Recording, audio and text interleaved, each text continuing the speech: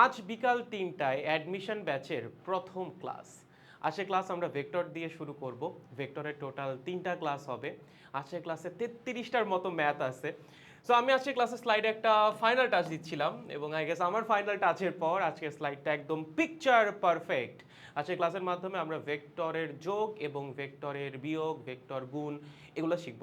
Vector যোগের বেশ কিছু নতুন নতুন নিয়ম শর্টকাট আমরা শিখব, যেগুলো তোমাকে অ্যাডমিশন টেস্টে অনেক বেশি হেল্প করবে। সো আজকের ক্লাসের টার্গেট হচ্ছে 33টা ম্যাথ সলভ করা। লেটস সি করা যায় কিনা, আশা করি করতে পারবো। সময় 2.5 ঘন্টার আশেপাশে লাগবে বলে মনে হচ্ছে। সো আমরা 3টার দিকে শুরু করে 5:30 থেকে 6টা এর মধ্যেই ক্লাস কমপ্লিট করে দিব।